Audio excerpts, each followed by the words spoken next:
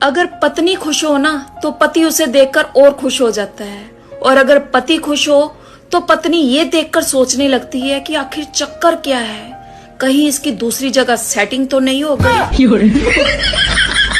पति की इज्जत वही औरत कर सकती है जिसके मायके में उसके पिता की इज्जत होती है, और पत्नी की इज्जत वही पति कर सकता है जिसकी माँ की इज्जत उसके पिता करते हैं।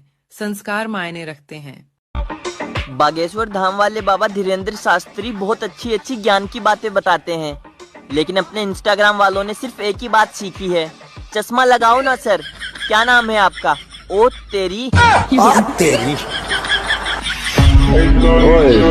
जब एक सास अपनी बहू के किए हुए हर काम में नुकस निकालती है, नीचा दिखाती है, ताने मारती है और कमियां खोजती है, फिर एक दिन तंग आकर बहू अलग रहना शुरू कर देती है, तब वह बच्चों को, पति को, घर को, सबको अच्छे से संभालती है। इसका मतलब यह है कि बहू में कोई कमी नहीं है, बस सास को उंगली करने की आदत है। कितनी भी महंगी गाड़ी में घूम लो, जिंदगी की अंतिम यात्रा तो 4 कांधों में ही होगी, और यही जीवन का सत्य है। नंबर 2, अगर किसी से मोहब्बत होने लगे तो पूजा पाठ किया करो। अगर वो मोहब्बत होगी तो मिल जाएगी, और कोई बला होगी तो टल जाएगी। नंबर 3, जिंदगी की पीच में जरा ध्यान से खेलना, क्योंकि सबसे करीब खड़े लोग ही स्टंपिंग करते हैं। मकान रोड पर हो तो उसकी कीमत होती है, खेत रोड पर हो तो उसकी भी कीमत होती है, लेकिन आदमी अगर रोड पर हो तो उसकी कोई कीमत नहीं होती। मेरे दोस्त, अपने जीवन में कभी जलील मत करना किसी गरीब को।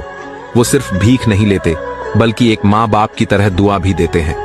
चूंकि अक्सर बचपन में सोचा करता था बड़ा होकर गरीब की मदद करूं। जिसके पास ज्यादा पैसा हो वो अमीर बाप की बिगड़ी औलाद, किसी के पास पैसा ना हो तो वो गरीब, जो 12-12 घंटे काम करके पैसे कमा रहा हो वो मजदूर, और जो 2 पैसे बचा रहा हो वो कंजूस, और जो सबसे ज्यादा पैसे उड़ा रहा हो वो अय्यास।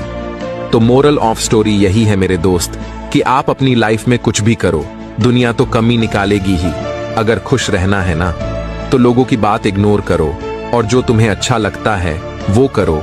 सीखना है तो गुलाब के फूल से सीखो, खुद टूटकर 2 इंसानों को एक रिश्ते में जोड़ देता है। नंबर 2, इंसान जब हथेली की रेखाओं में भविष्य ढूंढने लगे तब समझ लेना कि उसकी बाजुओं में ताकत और मन में विश्वास खत्म हो गया है। नंबर 3, जिंदगी है ना जनाब, तकलीफ तो होगी ही, वरना मरने के बाद तो जलने का भी एहसास नहीं होता।